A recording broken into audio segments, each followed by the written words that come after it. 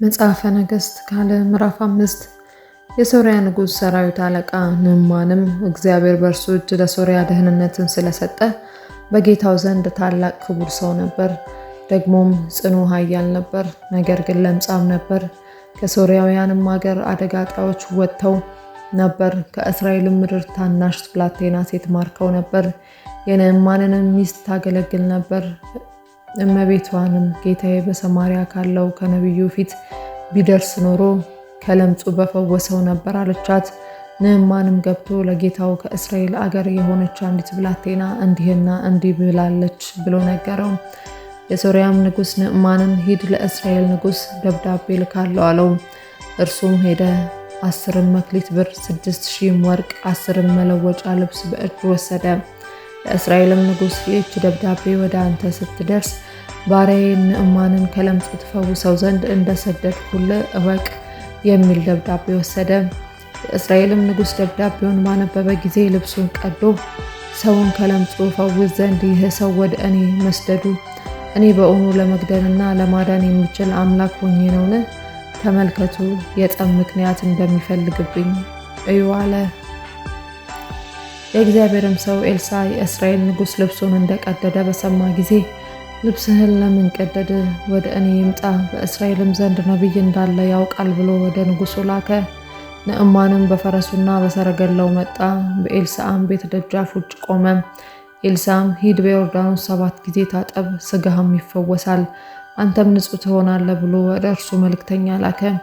ንዕማን ግን ተቆጥቶ ሄደ፣ እንዲህም አለ፣ እነሆ ወደ እኔ የሚመጣ ቆሞም የአምላኩን የእግዚአብሔርን ስም የሚጠራ የለምጹንም ስፍራ በእጁ ዳሶ የሚፈውሰኝ መስሎኝ ነበር። የደማስቆ ወንዞች አባናና ፋርፋ ከእስራኤል ውሆች ሁሉ አይሻሉምን? እነርሱስ ውስጥ መታጠብና መንጻት አይቻለኝም ኖሯልን? ዘወርም ብሎ ተቆጥቶ ሄደ።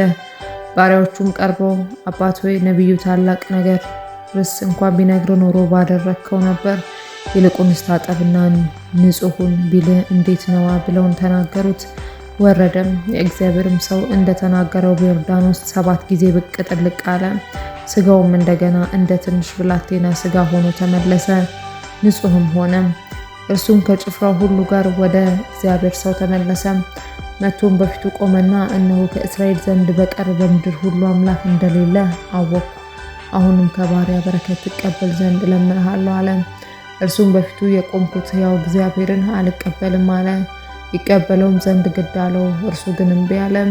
ንዕማንም እኔ ባሪያ ከእንግዲህ ወዲህ ከእግዚአብሔር በቀር ለሌሎች አማልክት የሚቃጠል መስዋዕት ወይም ሌላ መስዋዕት አላቀርብምና 2 የበቅሎ ጭነት አፈር እንድወስድ እሺ ትለኝ ዘንድ እለምንሃለሁ።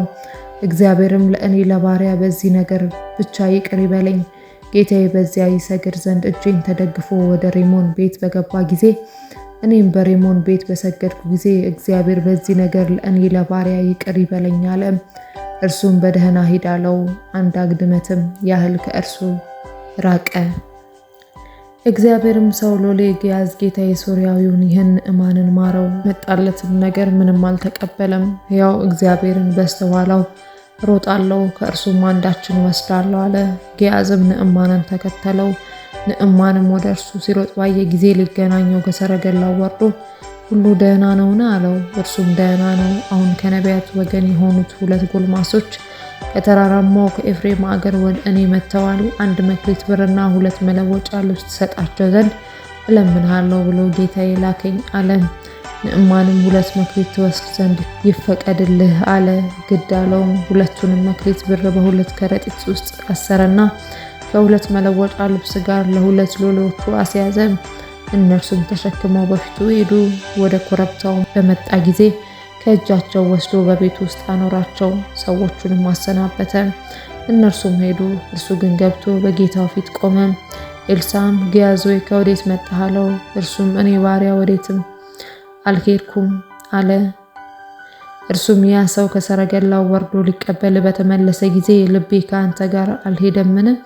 ብሩንና ልብሱን የወይራውንና የወይኑን ቦታ በጎችንና በሬዎችን ወንዶችንና ሴቶችን ባሪያዎች ትቀበል ዘንድ ይህ ጊዜው ነውን? እንግዲህስ የንዕማን ለምጽ በአንተ ላይ ለዘላለም በዘር ላይ ይጣበቃል አለው። እንደ በረዶም ለምጻም ሆኖ ከእርሱ ዘንድ ወጣ።